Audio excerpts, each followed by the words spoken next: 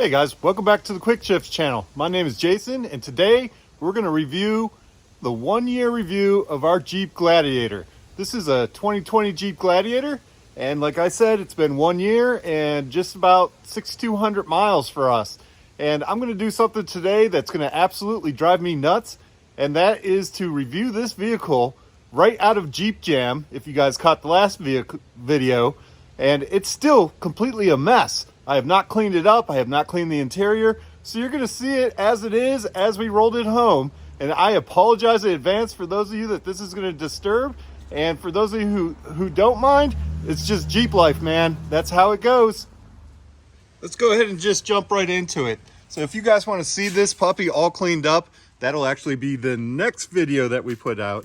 But for now, you guys are going to have to deal with this mess so I can get this one done for you. So again, it's been 1 year. Just over 6,000 miles, and we've had no problems with this Jeep. Now, we've only done a couple of things. So of course, there's the video for the winch install. You guys can go back and check that one out. I'll try and put a thumbnail up there for you guys. And that was pretty flawless, same as on the Wranglers. And I had installed this on the Wrangler before, so no issues there. And then the next thing we did was actually the suspension upgrade. So we put in the Mopar lift with the Fox shocks upgrade for this Rubicon. You guys can see those are a complete mess right now, but that gave us the roughly 2.5-inch lift. And the third thing that we did is we put the KM3 Mud Terrains 37-inch tires on here to give it a more aggressive stance, a little bit better wheels and grip, which help you off-road. Man, this thing is, if you guys could see this, holy cow, is this thing a mess. I really got to go get this thing cleaned up. My skin's gonna crawl. If you guys know me, I don't like my things being dirty. So we'll have to get that fixed up. But we've had no problems with this vehicle, other than, you know, the typical Jeep. It has a little bit of rattles, makes a little bit of noises. One thing, I think a lot of people have mentioned this before, is the transmission. When you initially put it into gear, it clunks. But it's always done that since day one. I don't think there's anything wrong with it. It's just a Jeep thing. So apologize for the mess in here.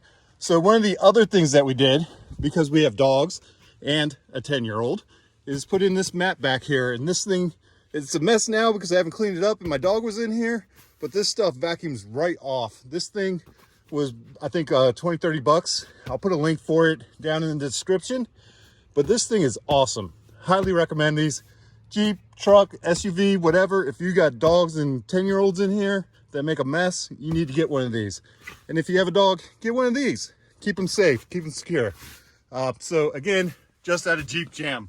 Look at this mess. Wow, I really got to scrub it down. So all this mud is from that. The lift in here. Again, Fox, all this needs to be cleaned up. That'll be the next video. You guys can check that out. But again, we've had no problems with the truck.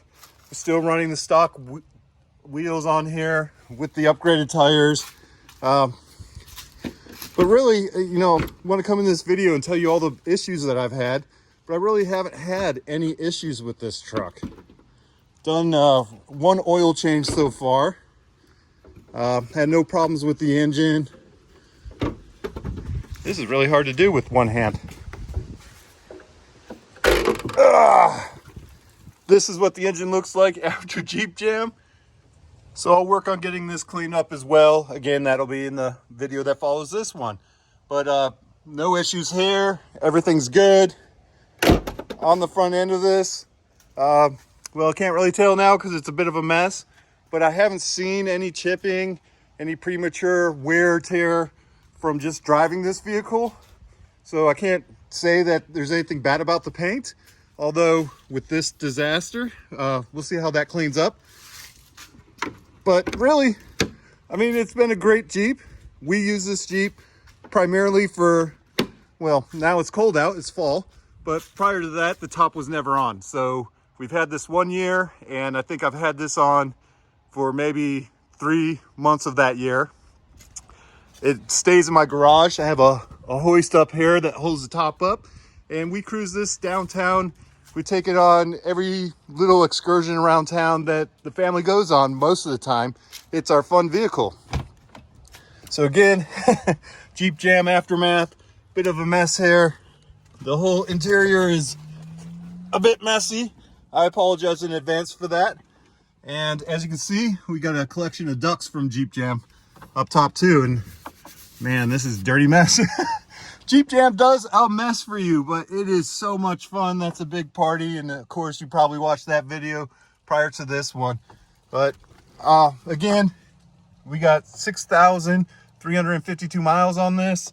And really, it's been event free. And that's what you want. The cloth seats are holding up nicely, albeit Jeep Jam dirty, but no issues with premature wear or tear. 6,000 miles is not a lot of miles for 1 year on a vehicle. But again, this isn't our freeway driver. We don't take this on long trips. That would be that puppy right there that goes on the long trips. So, considering this just does downtown and back to our house and running around and, Jeep Jam and a couple drives out to the Gulches to drive around there, it doesn't see a ton of miles because of that.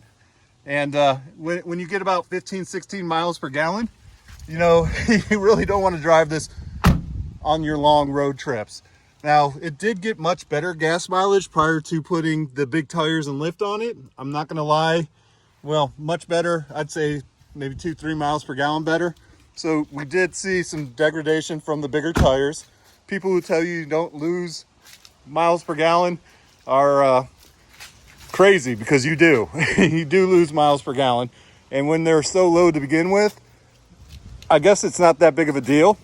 Going into a Jeep, you're not going to have the best miles per gallon. So really, it's not one of your buying factors. Now, we did have this spray lined when we had when we picked it up. It was part of our deal. It'll be hard to show you guys this, but we ended up using this bed way more than we ever thought we would. So, we got the Gladiator to try something new. We've had a few different Wranglers in the past. And, when I drove this, I felt like it was a little underpowered. And I still believe that it's underpowered. They should have put a V8 in this thing. But it still does what you want it to do every day. And, I thought we'd never use this pickup truck because we've had pickup trucks in the past and we rarely use the bed. But this one, for whatever reason, came in so handy over the last year. We've used the daylights out of this bed, and I know it's a mess here, so it's really hard to tell, but I can tell you got a few nicks in here from hauling heavy things, but really not too bad. I mean, that was from pulling in that cabinet back here, the tool cabinet. The guys at Lowe's kind of scratched it up a bit, but all in all, nothing that I'm concerned about. I can probably just touch those up with a little bit of bed liner and be good to go. But we've used the daylights out of this, and I was almost begrudgingly getting this Gladiator, but in hindsight, I've grown to love this thing. It is a little bit different in driving over obstacles with the long wheelbase that this has. It does make it different from a Wrangler. The front end, everybody likes to say, from here forward's a Wrangler, and it pretty much is. But when you go on the trails, there is a noticeable difference. It doesn't stop you. It doesn't mean that the Wrangler's necessarily better. It's just different. And you've got to drive it. You got to go out on the course and drive it. And, because I'm a competitive person, I try to do all the things that the Wranglers are doing. I don't want to be left out. So, it's been fun to try and do that. Oh yeah, one other thing. I added a little whip antenna. But other than that, this is basically stock. And we're going to go ahead and get this thing cleaned up. But, it's been a good vehicle. It's been everything we wanted it to be and more. We went into it thinking that we might miss a Wrangler, and we don't. And that's exactly what you could hope for. We don't miss a Wrangler. I think it's apples and oranges in my opinion. I wouldn't say one's better than the other. They're just actually different. They have similar looks in the front, different looks in the back, drive differently, and you use them differently. They have some obvious similarities, the off-road capabilities, being able to go run trails, take it off the factory lot and go and do that. But, they're a blast. They're a blast. They're a lot of fun. It is kind of like a lifestyle. You probably saw that from the Jeep Jam video, but if you haven't Jeeped, you got a Jeep. This is a great buy. Don't regret it. You Wrangler guys, I know some Wrangler guys are out there knocking this thing. Go live with one for a little bit. Go try it out. I bet it changes your opinion. So, this has been a great vehicle. I would recommend it if you're a Jeep person. If you're not a Jeep person, you don't want to go this route. If you don't like Jeeps, you're not going to like this either. All right, guys, thanks for checking in. Appreciate you guys watching. Hit that subscribe button, hit the like button, drop me some comments if you have any questions about the tires, the suspension. If you saw the Jeep Jam video, anything you want to know about, go ahead and drop those down below in the description or comment section there, and we'll be sure to try and get those answered for you. Appreciate you guys watching. Appreciate all the love. Thanks, guys.